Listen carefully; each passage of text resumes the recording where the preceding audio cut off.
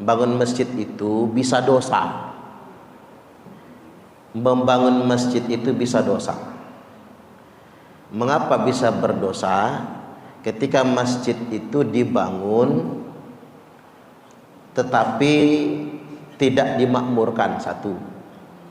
Yang kedua, masjid dibangun tanpa persetujuan masyarakat lingkungan sekitar, itu bisa berdosa. Makanya di negara-negara Timur Tengah, negara-negara Islam, negara-negara Arab, tidak boleh membangun masjid kalau nggak dapat izin pemerintah. Termasuk juga Malaysia dan Brunei Darussalam. Jadi kalau mendirikan masjid tidak izin kepada pemerintah, itu bisa berdosa. Karena dianggap masjid diror, masjid berdiri tanpa izin. Sebetulnya Indonesia ini juga ada aturannya, yakni peraturan bersama dua menteri, Menteri Dalam Negeri dan Menteri Agama, bahwasanya mendirikan rumah ibadah itu yang mengeluarkan izinnya adalah pemerintah daerah, yakni wali kota atau bupati, atau wakil bupati atau wakil wali kota. Itulah yang berwenang memberi izin berdirinya rumah ibadah. Dan untuk mendapatkan izin itu harus berdasarkan persetujuan 90 jamaah yang akan memakmurkan rumah ibadah itu. Nah, berarti ini kan peraturan yang berlaku secara umum, bukan hanya untuk mendirikan gereja atau vihara atau pura, tapi ini juga berlaku untuk mendirikan masjid. Maka harus dapat izin dari warga sekitar. Karena untuk apa? Untuk dimakmurkan. Karena kalau setiap orang kaya punya tanah lalu bangun masjid, kebanyakan masjid, ya enggak? Maka kalau setiap orang kaya punya tanah lalu bangun masjid, dosa. Loh, siapa yang memakmurkannya? Siapa yang bertanggung jawab? Nah, yang berikutnya, masjid itu baru berlaku kalau berdiri di atas tanah yang diwakafkan, bukan di atas aset pribadi.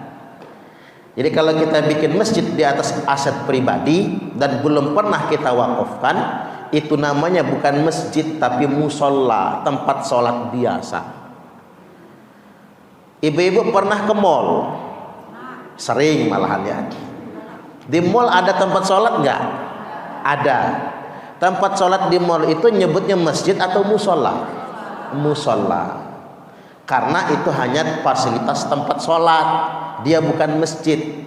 Itu di sebuah gedung, sebuah perusahaan, dan belum pernah diwakafkan. Maka sholat di sana, ya sholatnya sah, tapi nggak ada sholat tahiyatul masjid. Dan tidak boleh sholat Jumat di mall. Karena syarat salat Jumat itu harus di masjid perkampungan. Tidak boleh kemudian di mall. Nah, itu kayak di kapal. Di kapal itu kan ada tempat sholatnya kan? Itu namanya bukan masjid, tapi namanya musola. Jadi nggak ada sholat Jumat di sana. Makanya kalau kita bikin masjid di tanah yang tidak diwakafkan, namanya bukan masjid. Walaupun bangunannya gede, walaupun bangunannya megah, walaupun fasilitasnya mewah, itu namanya bukan masjid, tapi musola. Nggak bisa dipakai untuk Jumatan, tapi bisa dipakai untuk sholat 5 waktu. Nah, ketika kita bikin masjid nggak izin sama lingkungan, nggak ada kesepakatan warga sekitar, maka konsekuensinya masjid nggak ada yang ngisi. Dan fatalnya datang aliran yang agak aneh-aneh itu. Lo pakai cingkrang gitu ya Bu, minta izin untuk memakmurkan masjid. Tuh, akhirnya masjid itu jadi markas kelompok itu. Makanya saya katakan hari ini, orang kaya yang maunya cuman bikin masjid, sekedar punya tanah dan punya duit, dosa hukumnya. Dosa hukumnya. Karena apa? Konsekuensinya begitu. Akhirnya nggak ada yang memakmurkan karena warga sekitar sudah punya masjid sendiri. Ditambah lagi dimakmurkan oleh kelompok yang alirannya tadi nggak jelas, aliran kelompok radikal. Kelihatan dari penampilan dan pengajarannya. Dan memang mereka kerjanya begitu, nyari masjid-masjid yang kosong. Alasan mereka, masjid ini tidak diisi oleh warga sekitar. Padahal bukan salah warga sekitar, salah orang kaya yang ngebangun masjid. Makanya kalau bangun masjid itu perhitungkan betul. Masjid harus berbasis lingkungan, bukan berbasis uang.